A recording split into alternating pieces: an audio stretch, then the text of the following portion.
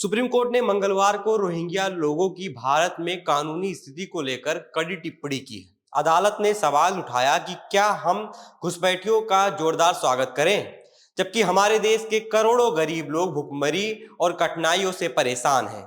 Chief justice Suryakant और justice Joymalya Bagchi की bench मानवाधिकार कार्यकर्ता रीता मानचंदा की याचिका सुन रही थी। याचिका में दावा किया गया था कि मई में दिल्ली पुलिस ने कुछ रोहिंग्या लोगों को हिरासत में ले लिया था और अब उनका कोई सुराग नहीं मिल रहा है। सुनवाई में चीफ जस्टिस ने फटकार लगाई कि अगर उनके पास भारत में रहने का कोई वैध अधिकार नहीं है और वे घुसपैठी हैं, तो क्या हम लाल कालीन बिछाकर उनका स्वागत करें?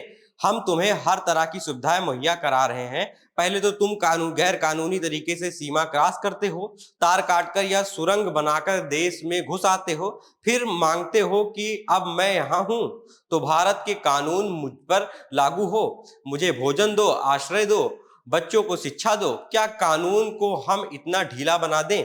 चीफ जस्टिस ने अपने देश के गरीबों का उदाहरण देते हुए कहा, हमारे यहाँ तो अपने लाखों करोड़ों गरीब नागरिक हैं, वे वास्तविक नागरिक हैं, क्या उन्हें प्राथमिकता और लाभ नहीं मिलना चाहिए? बेंच ने चेतावनी दी कि अगर इन्हें वापस लाकर फिर से छोड़ना पड़ेगा तो कई व्यवहारिक समस्याएं खड़ी हो जाएंगी। याचिकाकर्ता के वकील ने 2020 के एक पुराने फैसले का जिक्र किया, जिसमें निर्देश था कि रोहिंग्या लोगों को केवल कानूनी कार्रवाई के बाद ही देश से बाहर किया जाए।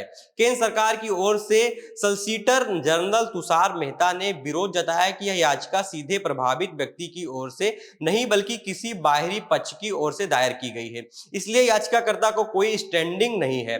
कोर्ट ने रोहिंग्या से संबंधित सभी मामलों को 3 श्रेणियों में विभाजित कर दिया है और हर बुधवार को इनकी अलग अलग सुनवाई तय की जाएगी।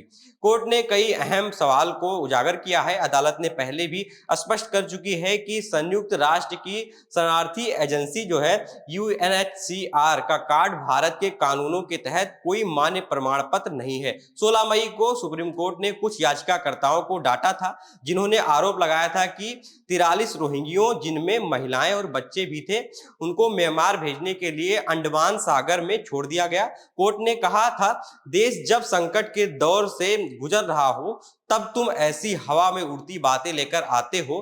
8 मई को कोर्ट ने फिर दोहराया कि अगर रोहिंग्या भारतीय कानूनों के अनुसार विदेशी साबित होते हैं तो उनका डिपोर्टेशन अनिवार्य होगा। यार, इस पर आप क्या कुछ सोचते हैं? हमें कमेंट में अपनी राय जरूर दीजिएगा।